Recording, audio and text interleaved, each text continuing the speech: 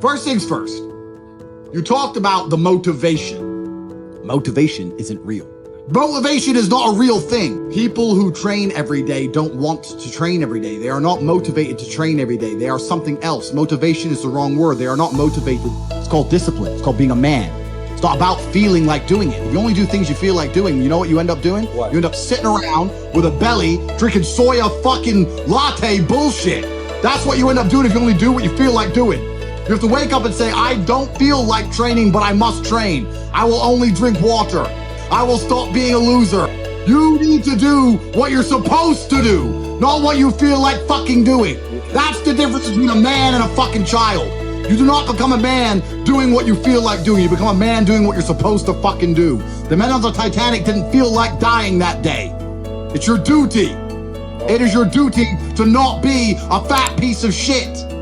This isn't a fucking game, young man. I'm deadly fucking serious. You don't get anywhere in life without discipline. You don't get to just play video games and get rich. None of that's real. Right. You have to turn up on time, look good, be sharp, be funny, be smart, remember things, charismatic. Right. You gotta work hard for everyone else. I come from the era of discipline. I come from the old school ways. So you're in a world now where you can just, without discipline, stumble your way to success. Congratulations. But truthfully, to be truly a man, the absolute true marker of a man is his ability to do the things he doesn't feel like doing.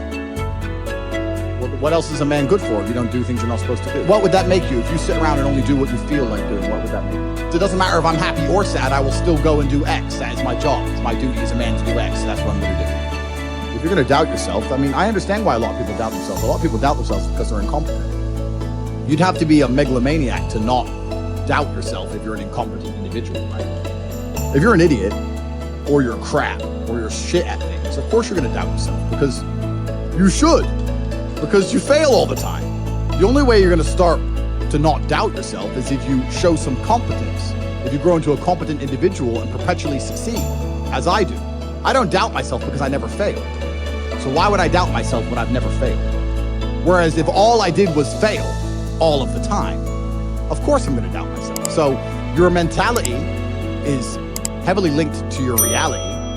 And the fact that most people have such weak mindsets comes from the fact that they have a weak life, a weak body, a weak social circle, a weak network, a weak bank account, a weak relationship, and then their mind is weak. Well, of course.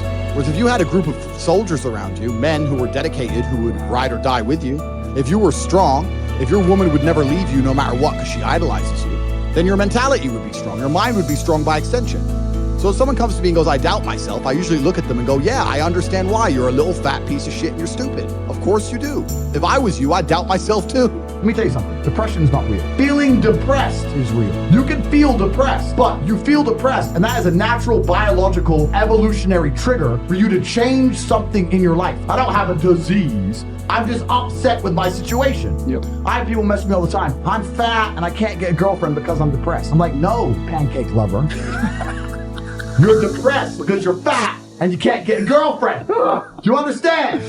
This is the point, right? So for a lot of people, your life is depressing. A lot of you out there, if you're sitting there and you say you suffer from depression, you probably live a depressing life. You probably live a depressing life. So if I was you, I'd be depressed. If you come to me and say you're depressed, I say, I will fix you.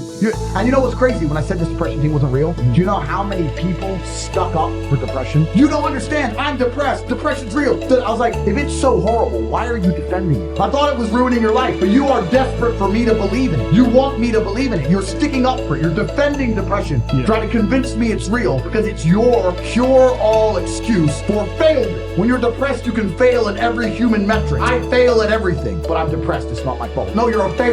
That's all you are, because you're not trying very hard. If you live in a house, I say this all the time, this is the reason I don't believe in depression. Because I don't believe in depression, I cannot become depressed. Yeah. No matter what the worst thing that could possibly happen to me on earth, I will feel sad, but I will recover and I will not become depressed because I don't believe in depression. If you're in an old haunted house, right? You have two people in two haunted houses. One believes in ghosts and one doesn't. You hear some noise in the night, the wind blows, right? The man who believes in ghosts is like, oh no, ghosts. Now he's scared, right? He wants an exorcist. He can't sleep. He's scared about ghosts. He's paranoid. The guy who doesn't believe in ghosts goes, win, whatever, and goes back to sleep. Do you understand that it's the belief that gives it power? Right. If you don't believe in ghosts, the ghost can't hurt you. If you don't believe in depression, you can't become depressed. And I refuse to believe in something that's going to weaken me. Why would I believe in something that's going to weaken my ability to deal with problems in life? Why would I do that? Anyone who's watching this won't even understand. The last thing you should ever do is adopt the thinking of someone who is sad. As a man, you need to build your value. This has all been discussed a million times before. All the things I have are things I've got myself. If you have nothing worth having, you're going to live a depressing life. I don't believe in depression. I refuse to believe in depression. You can sometimes feel depressed, but you do not have an imaginary disease called depression. You just need to change something. How do you get over being lazy? How old are you? 21. 21, you should be strong as an ox. Fucking, you're 21 years old, you have unlimited energy. You should have a six-pack on fucking accident at 21.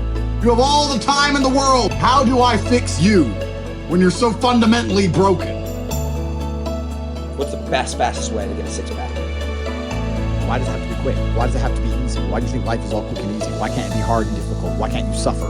Because suffering is what gives it value. If everyone had a six-pack and it was quick and easy, then it wouldn't be valuable, would it? If everyone walked around with a six-pack and they got it easily, then no one would give a shit.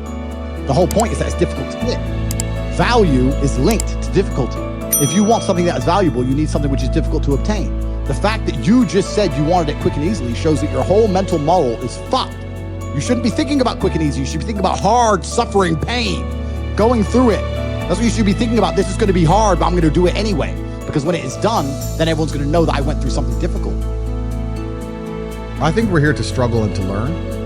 I don't think we're here to be happy. That's why when we keep going back to the happy argument, I've always found that kind of frustrating and annoying. When someone goes, oh, but I want to be happy. Why? Why do you want to sit there and laugh? Like you were happy your entire childhood. That's your happy days. You're allowed to be happy as a kid. It's all over now. And we're also here to do important things. And important things are going to be difficult. And they're going to be hard. And you're going to get frustrated. But that's what gives you purpose. I think we're here to endure pain. I think we're here to just see how hard we are to kill. I think that going through terrible things and living through them and coming out the other side is one of the most fantastic things about being human. I think that it's almost like once you understand what life is really about, there's no emotion which isn't enjoyable. The only emotional state which can be seen as detrimental is feeling nothing at all. I think we're here to struggle. I think we're here to go through pain. That's so I wake up each day and go, what can I attack? What problem can I solve? I don't think if you're a hardworking person who is honest, who shakes hands, who tries to learn, who does what they're supposed to do, who has a good heart, that you're truly, really not going to be able to get what you want. I think the universe is absolutely and utterly giving. When I see somebody who says they want something and they don't have it, I don't even think they truly even want it. You can have anything you want in the world. When a guy goes, I want a six-pack, then why ain't got one? If you wanted it, you have it. You'd like it. There's a bunch of things I'd like that I don't have, but I don't want them. Everything I've ever wanted, I've got.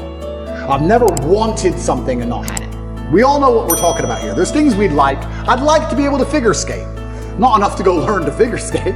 I truly believe that God is extremely giving.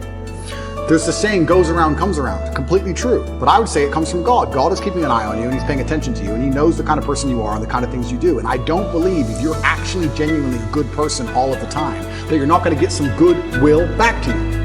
You need to go and conquer. That's the purpose of life. God created us to learn and understand ourselves and understand other people and understand the world. And what did I say earlier? I said that you don't learn a lesson without pain. So you have to struggle to learn anything. There's only two ways to learn things, the hard way or the harder way. If you're smart, you can learn the hard way. But in my experience, 99% of the time, you learn the hardest possible way. If the lesson's even 85% effective, they'll make the same mistake. It's only when they completely decimate and destroy an element of their life do they sit there and go, oh, oops, now I get it. That's how it goes.